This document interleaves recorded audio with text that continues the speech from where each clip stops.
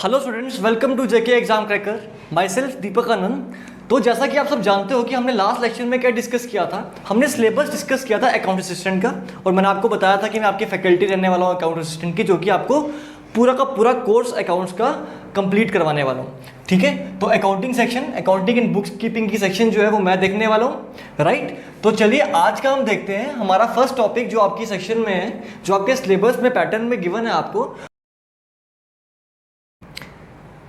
तो आपके सिलेबस में जो पहला टॉपिक है वो क्या है? Introduction to financial accounting and its terms. तो ये आपका बिल्कुल फर्स्ट टॉपिक है, आप देख सकते हो अपने सिलेबस में।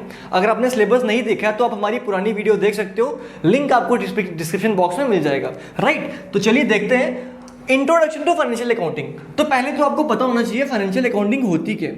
राइट, अकाउंटिंग क्या होती है उससे पहले हमको पता होना चाहिए कि भाई व्हाट इज अकाउंटिंग, देन हम उसकी टर्म्स की तरफ आएंगे। तो सबसे पहले हमारा टॉपिक जो होगा वो होगा अकाउंटिंग, कि अकाउंटिंग होती क्या है। मैंने बोर्ड पे लिखा हुआ, उसकी डेफिनेशन लिखी है, आप उसको नोट डाउन कर सकते हो। उसके पहले मैं आपको बता दूं कि आज के लेक्चर में हम क्या क्या पढ़ने वाले हैं। आज हम अकाउंटिंग का मीनिंग पढ़ेंगे, हम पढ़ेंगे टाइप ऑफ अकाउंटिंग की अकाउंटिंग कितने तरह की होती है, एंड देन हम पढ़ेंगे बेनिफिट्स ऑफ अकाउंटिंग की अकाउंटिंग के बेनिफिट्स होते हैं। भाई क्या रीजन है कि हमको अकाउंट्स मेंटेन करने पड़ते हैं। राइट, तो चलिए स्टार्ट करते हैं हम from the definition what is accounting. सबसे पहले तो आपके लिए जानना बहुत जरूरी है कि भाई अकाउंटिंग होती क्या है। तो डेफिनेशन आपके बोर्ड पर लिखी हुई है, आप देख सकते हो कि accounting is an art of recording. This is an art of recording. ये डेफिनेशन अगर आपको समझ में आ जाती है अच्छे से, देन आपका अकाउंटिंग के काफी सारे कॉन्सेप्ट्स जो हैं वो यहीं से क्लियर हो जाएंगे। तो ये डेफिनेशन में पूरी की पूरी अकाउंटिंग का निचोड़ छुपा हुआ है कि हम पूरी की पूरी अकाउंटिंग में करते क्या। तो इस डेफिनेशन को ध्यान से समझना आपके लिए बड़ा इंपॉर्टेंट है। तो accounting is the art of recording, classifying, summarising, interpreting, communicating economic information. Right, तो हम क्या कर रहे हैं, हम ये अकाउंटिंग क्या एक आर्ट है जिसमें हम क्या करते हैं, रिकॉर्ड करते हैं, हम डेटा को रिकॉर्ड करते हैं, हम क्लासीफाई करते हैं डेटा को, हम समराइज करते हैं डेटा को, हम इंटरप्रिटेशन करते हैं उसकी, एंड देन उसको कम्युनिकेट करते हैं टू इट्स यूजर्स। लेकिन सबसे इंपॉर्टेंट चीज क्या है, जो डेटा है वो क्या होना चाहिए, data should be in the term of economics. ठीक है, डेटा का कोई मॉनिटरी बेनिफिट होना चाहिए, डेटा जो है वो मनी की टर्म में होना चाहिए। ऐसा ही नहीं है कि कोई भी डेटा हम उठा के अपनी बुक्स में एंटर कर देंगे, ऐसा बिल्कुल नहीं होता। डेटा जो है वो सबसे पहले सबसे वेरी जो बेसिक नीड है अकाउंटिंग की, डेटा जो है दैट शुड बी इकोनॉमिक। हमारे पास जो इन्फॉर्मेशन होनी चाहिए वो इकोनॉमिक होनी चाहिए। Economic mean related to money. अब एक एक करके समझते हैं हम कि रिकॉर्डिंग का मीनिंग क्या है, क्लासिफाइंग का मीनिंग क्या है, समराइजिंग का मीनिंग क्या है, इंटरप्रेटिंग का मीनिंग क्या है और कम्युनिकेटिंग का मीनिंग क्या है। राइट, तो चलिए स्टार्ट करते हैं। सबसे पहले हम बात करते हैं रिकॉर्डिंग की। सबसे पहले हम बात करेंगे रिकॉर्डिंग की।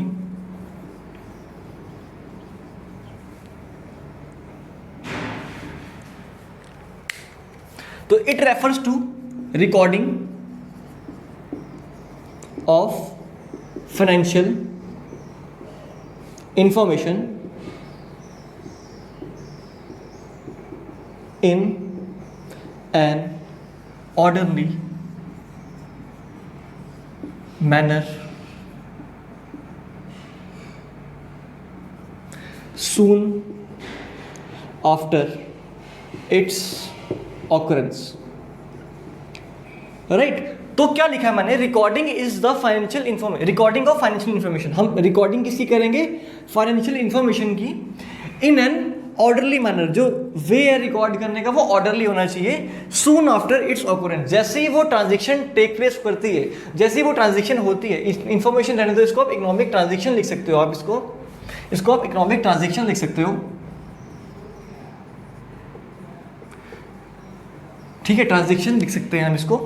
ठीक है, तो सून आफ्टर इट्स ऑकरेंस। तो जैसा कि आप सब जानते हो कि जैसे मैं नॉर्मली अगर मैं किसी शॉप पे जाता हूँ और मेरा उसके पास खाता चलता है, ठीक है, मैं उधार पे उससे सामान लेता हूँ, या लेट सपोज कर लो आपकी कोई शॉप है, आपने किसी पर्सन को उधार पे सामान बेचा, तो वो उधार का सामान जो आप एक कॉपी में नोट डाउन करोगे कि नहीं करोगे, और कब नोट डाउन करोगे, जैसे ही वो एंट्री हो रही है, जैसे ही वो पर्सन आपसे सामान लेने के लिए आया, जैसे ही वो पर्सन आपने उसको सामान दिया, वो चला गया, ये उसी टाइम आप क्या करोगे, उस ट्रांजैक्शन की क्या करोगे, एंट्री करोगे अपनी नोटबुक पे। तो this is called as recording. अब छोटे लेवल पे तो आप नोटबुक्स पे नोट करोगे, छोटा दुकानदार होगा वो क्या करेगा, छोटी सी सिंगल एंट्री सिस्टम करेगा, सिंगल एंट्री करेगा और एक कॉपी पे नोट डाउन कर लेगा। लेकिन जब आप बड़ी बड़ी फर्म्स की बात करते हो, जब हम बड़ी बड़ी कंपनीज की बात करते हैं, उसमें हमको डेटा जो है वो जर्नल बुक में रिकॉर्ड करना पड़ता है। तो यहाँ से हमारा एक फर्स्ट क्वेश्चन निकल के आता है एमसीक्यू का, कि सबसे पहले रिकॉर्डिंग कहाँ पे होती है। रिकॉर्डिंग का बिल्कुल फर्स्ट वे क्या है, तो वो क्या है, जर्नल। हम सबसे पहले रिकॉर्डिंग किस में करते हैं, जर्नल में, जिसको हम क्या बोलते हैं, डे बुक भी बोलते हैं, जिसको हम डे बुक भी बोलते हैं, या जिसको हम बुक ऑफ ओरिजिनल एंट्री भी बोलते हैं। तो आपको क्वेश्चन इस तरह से पूछा जा सकता है कि व्हाट इज डे बुक, या what is the other name for day book, या what is also called as book of original entry. तो आप वहां पे क्या मार्क करके आओगे, जर्नल बोल दोगे या डे बुक बोलोगे। तो पहला ऑब्जेक्टिव आपका हम यहां से क्लियर कर सकते हैं, राइट। दूसरा हम बात कर रहे हैं, दूसरा है हमारे पास क्लासिफाइंग। तो जब हमने एक बार डेटा को नोट कर लिया, अब हम उसको क्लासीफाई भी करेंगे कि नहीं करेंगे। तो सबसे पहले तो आपको ये समझ में आया कि अकाउंटिंग का बिल्कुल पहला स्टेप क्या होता है, जर्नल एंट्री करना। तो फर्स्ट स्टेप की बात करूं, वो क्या होता है, जर्नल एंट्री करना, that is also called as recording. दूसरा है क्लासीफाई करना। इसका मतलब है, क्लासीफाई करना मतलब अगर हमारी कोई कैश की ट्रांजेक्शन हो रही है तो मैं उसको कैश के हेड में नोट डाउन करूंगा। अगर मेरे पास कोई क्रेडिट की ट्रांजेक्शन हो रही है तो मैं उसको क्रेडिट के हेड में नोट डाउन करूंगा। अगर मेरे पास स्टॉक की सेल हो रही है तो मैं उसको स्टॉक के हेड में नोट डाउन करूंगा। अगर मैंने कोई एसेट खरीदा है, मैंने कोई बिजनेस के लिए कोई चीज़ खरीदी है, तो मैं उसको उसके नोट करूंगा। ऐसा नहीं है ना कि रैंडमली कहीं पर मैं कोई भी चीज़ें नोट डाउन कर लूंगा। मेरे पास सेपरेट हेड्स होंगे, और वो हेड्स कहाँ पे होते हैं, वो होते हैं लेजर में। वो किस में होते हैं, लेजर में। तो सेकंड स्टेप क्या होता है अकाउंटिंग में, क्लासीफाई करना। क्लासीफाई की अगर मैं आपको डेफिनेशन बता दूं कि क्लासीफाइंग में हम क्या नोट डाउन करेंगे, तो आप लिख सकते हो, systematic analysis of recorded data,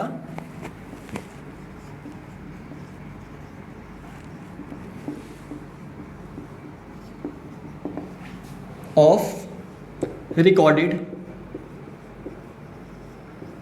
data so as to accumulate similar transactions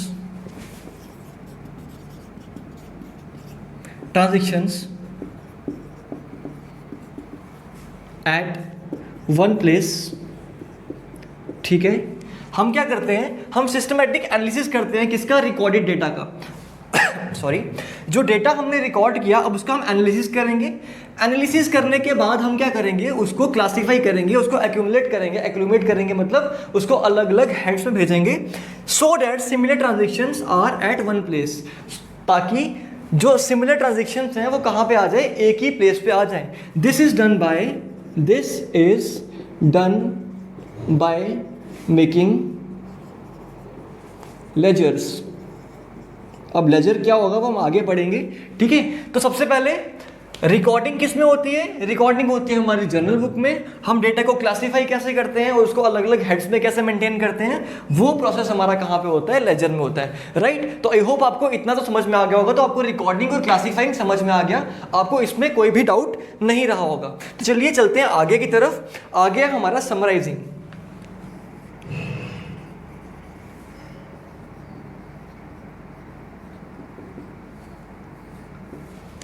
तो it is concern with preparation and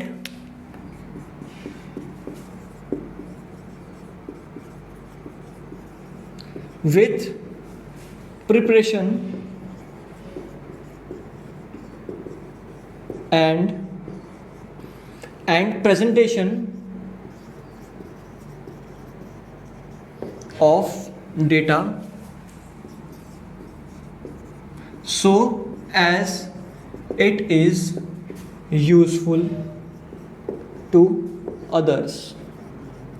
तो समराइजिंग में क्या कर रहे हैं हम, इसमें हम क्या कर रहे हैं, डेटा को प्रिपेयर कर रहे हैं एक प्रॉपर वे में, एक ऑर्डरली मैनर में, जिसमें हम क्या कर सकते हैं, डेटा को किसी के सामने प्रेजेंट कर सकते हैं। और ये कैसे प्रेजेंट होता है, थर्ड स्टेप क्या होता है हमारा, फाइनल अकाउंट्स बनाना। फाइनल अकाउंट्स बनाना, वैसे तो इससे पहले ट्रायल बैलेंस भी होता है, उसके बारे में हमें बाद में डिस्कस करेंगे। ट्रायल बैलेंस होता है, फिर हमारे पास फाइनेंशियल स्टेटमेंट्स आती हैं। तो हम क्या करते हैं, जब समराइज करते हैं इसमें हम, अब ऐसा तो नहीं है ना, जब मैंने किसी को प्रेजेंट करना है डेटा, लेट्स सपोज मेरे बिजनेस में किसी को इंटरेस्ट है और वो चाहता है मेरे बिजनेस को का रिकॉर्ड देखने का, मैं वो तो नहीं करूँगा भाई ये लो मेरी पूरी की पूरी बुक्स और इसको जाके देख लो, ऐसा तो नहीं होगा ना। मैं क्या करूँगा, एक छोटी सी समरी बनाऊंगा जिसमें मैंने क्या किया होगा, डेटा जो है प्रेजेंटेबल फॉर्म में लिखा होगा, जिसमें मैंने डेटा को प्रेजेंटेबल फॉर्म में लिखा होगा, और वो डेटा को हम क्या कहते हैं, उस डेटा को हम क्या कहते हैं, फाइनल अकाउंट्स। और वो फाइनल अकाउंट्स क्या होते हैं आपके, profit, trading and profit and loss account, trading and profit and loss account, और दूसरा अगर बात बताऊं आपको वो क्या होती है, बैलेंस शीट। ठीक है, अगर राइटिंग पढ़ने में कोई प्रॉब्लम हो रही है आपको, बिकॉज हो सकता है बोर्ड की विजिबिलिटी थोड़ी सी कम हो, लेकिन अगर आपको कोई प्रॉब्लम हो रही है तो मैं हर एक चीज़ को रिपीट कर रहा हूँ ताकि आप जो है साथ साथ नोट डाउन कर पाओ, राइट। तो हर एक चीज़ को साथ साथ नोट डाउन कर पाओ, इसमें से बहुत सारे एमसीक्यूज निकल सकते हैं। तो कोई आपसे पूछे what are your final accounts, तो फाइनल अकाउंट्स में क्या क्या आएगा, trading and profit and loss account and balance sheet. तो ये आपका एक ऑब्जेक्टिव टाइप। तो अभी तक मैंने आपको 2-3 ऑब्जेक्टिव्स करवा दिए। पहले मैंने आपको बताया कि first book of original entry किसको बोलते हैं, जर्नल को बोलते हैं। फर्स्ट स्टेप क्या होता है, रिकॉर्डिंग होती है। सेकंड, उसके बाद सेकंड स्टेप क्या होता है, क्लासीफाइंग होती है। और क्लासीफाइंग किसके थ्रू हो सकती है, लेजर्स के थ्रू हो सकती है। फिर मैंने आपको ट्रायल बैलेंस के बारे में हल्का सा बताया कि ट्रायल बैलेंस क्या होता है। ये actually trial balance is for the arithmetic equality of the accounts. ठीक है, उसकी हम ऑथेंटिसिटी चेक करने के लिए कि हमने जो एक्यूरेसी चेक करने के लिए एक्यूरेसी हमने अकाउंट्स को एक्यूरेटली बनाया है या नहीं बनाया है, राइट। चलिए, तो आगे मैंने आपको क्या बताया, थर्ड मैंने आपको बता दिया। नेक्स्ट आपको मैंने बताया है कि फाइनल अकाउंट्स क्या हो सकते हैं आपके, वो क्या हो सकते हैं, trading account and profit and loss account, right. तो ये था आपका, अभी तक आपको समझ में आ गया होगा कि रिकॉर्डिंग क्या होती है, क्लासीफाइंग क्या होती है, उसके बाद समराइजिंग क्या होती है। ठीक है, अब हम पढ़ते हैं इंटरप्रेटिंग। डेफिनेशन को पढ़ रहे हैं अभी तक हम सिर्फ। अभी आज के लेक्चर में हम सबसे पहले डेफिनेशन को डिस्कस कर रहे हैं कि अकाउंटिंग की डेफिनेशन होती क्या है, राइट। क्योंकि जब तक आपको डेफिनेशन ही अच्छे से समझ नहीं आएगी तब तक आप आगे अकाउंट्स अच्छे से नहीं कर पाओगे, राइट। चलिए, तो आगे हम किस पे बात कर रहे हैं, इंटरप्रेटिंग। ठीक है, व्हाट इज इंटरप्रिटेशन।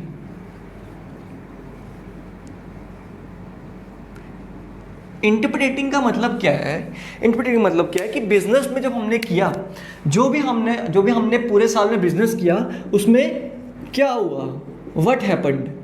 ठीक है, हम इसमें एक्चुअली पूरा स्टडी करते हैं कि अगर हमको प्रॉफिट हुआ है तो प्रॉफिट का रीज़न क्या था, आगे ऐसे और क्या चीज़ें हो सकती है जिसमें हम प्रॉफिट जनरेट कर सकते हैं। दूसरी की अगर बात बताऊं मैं, व्हाई हैपेंड, अगर लॉस हुआ तो क्यों हुआ, अगर प्रॉफिट हुआ तो क्यों हुआ, लॉस हुआ तो क्यों हुआ, और what should be done next, और आगे क्या होना चाहिए। ये मैक्सिमम कौन करता है, हमारी इंटरप्रिटेशन कौन करती है, हमारी मैनेजमेंट करती है। इसमें वो हमको नहीं, इसमें वो आपस में डिस्कशन करते हैं कि हमारे बिजनेस में इस बार अगर प्रॉफिट हुआ है तो किस प्रोडक्ट की वजह से हुआ है, वो प्रोडक्ट को हम आगे भी लॉन्च करेंगे।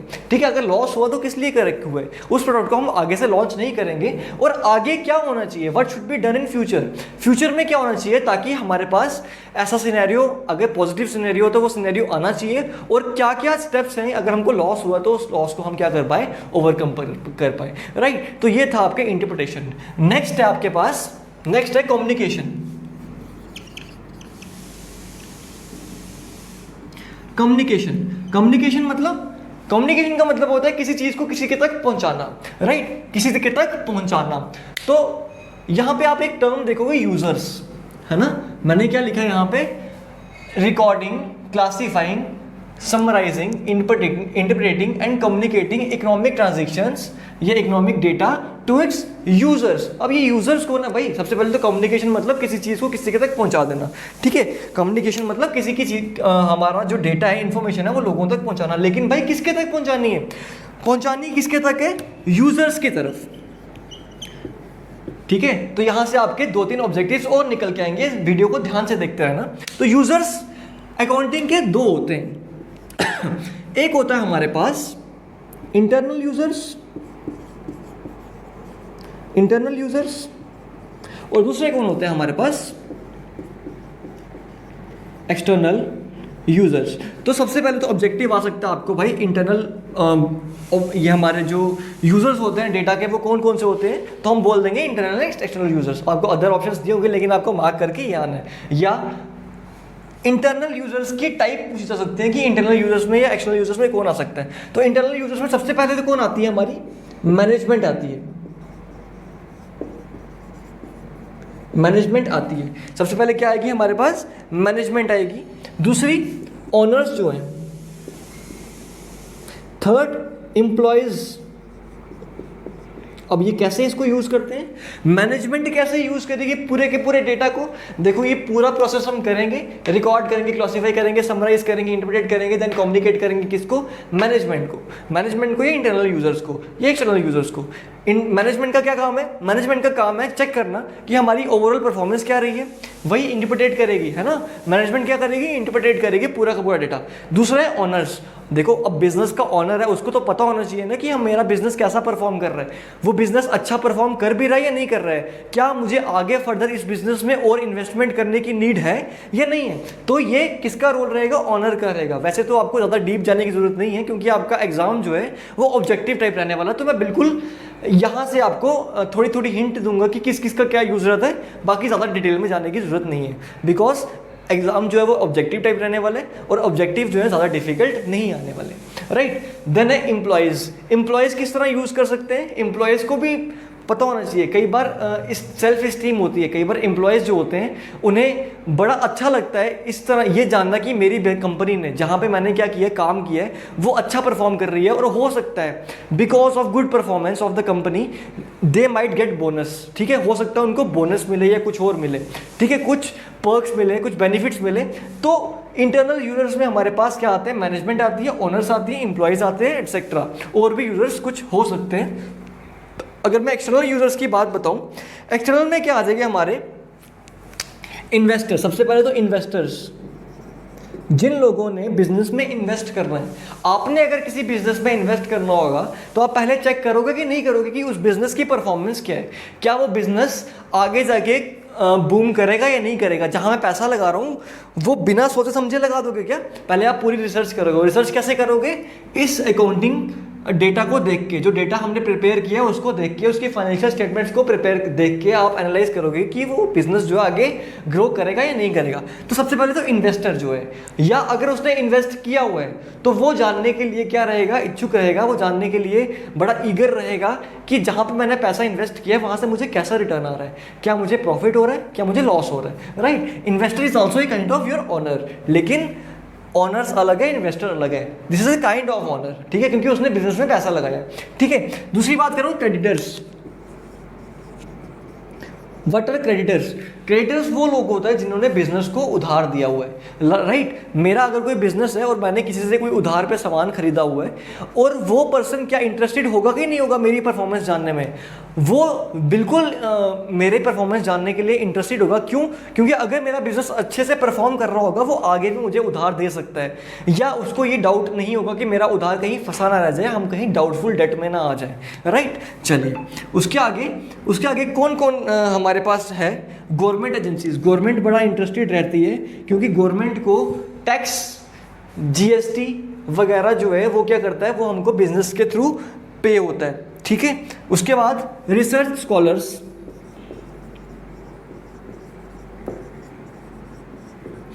आपने देखा होगा कई बार जो यूनिवर्सिटीज़ में पीएचडी वगैरह कर रहे होते हैं कॉमर्स में, तो वो क्या कर रहे होते हैं, कुछ कंपनीज पे रिसर्च कर रहे होते हैं। वो रिसर्च कैसे करते हैं, वो इसी डेटा को लेके रिसर्च करते हैं, वो इसी डेटा को एनालाइज करते हैं। और वो कौन है, यूज़र तो है ना, वो पूरा का पूरा यूज़ कर रहा है पूरी इन्फॉर्मेशन को, ठीक है। तो रिसर्चर्स या और अगर बात बताऊँ कंज्यूमर्स जो है, जो खुद कंज्यूम करता है, वो एक यूज़र हो सकता है, या हमारी एनजीओज होती हैं वो यूज़र्स हो सकती है। तो there are plenty of users of this information, right. हम अभी सारी की सारी यहाँ पे एक ही जगह नहीं लिख सकते, आपको बस डिफरेंस समझ में आना चाहिए कि इंटरनल यूजर्स कौन है और एक्सटर्नल यूजर्स कौन है, राइट। तो ये था हमारा यूजर्स, ठीक है। और this was the complete explanation of the definition of accounting. I hope आपको पूरी की पूरी डेफिनेशन समझ में आ गई हो। आगे अगर मैं बात बताऊँ तो आपका ये वाला टॉपिक अभी कंप्लीट हो गया, जिसमें मैंने आपको बताया था कि आज की डेफिनेशन में मैं आपको अकाउंटिंग का मीनिंग समझाने वाला हूँ, right.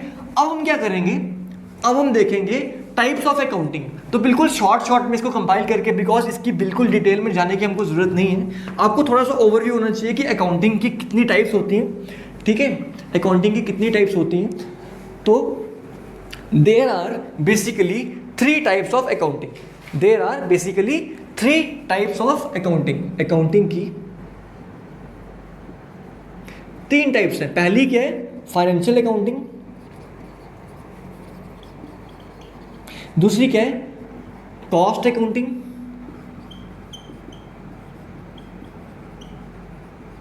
And third is management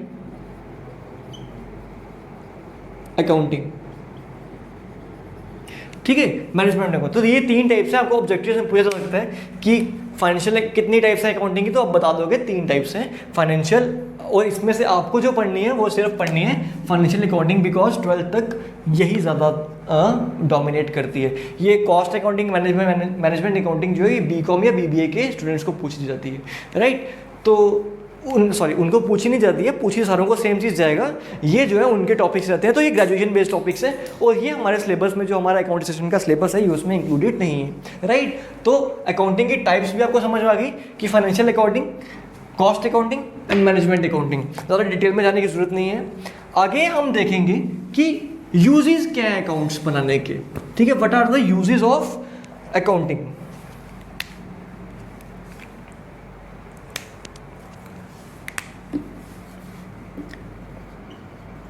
uses of accounting, या इसको बेनिफिट्स बोल देते हैं हम। ये आपकी इंफॉर्मेशन के लिए, ठीक है, आपकी इंफॉर्मेशन को ग्रो करेंगे, एनरिच करेंगे, ठीक है। तो बेनिफिट्स ऑफ अकाउंटिंग में सबसे पहला क्या है कि ये रिप्लेस कर देता है मेमोरी को, ठीक है।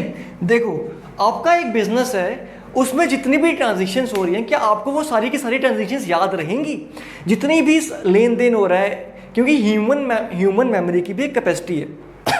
ह्यूमन मेमोरी की एक कैपेसिटी है, वो सब कुछ एक बार ही पूरा का पूरा दिमाग में नहीं रह सकती, हमें कहीं पे चीज़ों को रिकॉर्ड करके रखना पड़ेगा।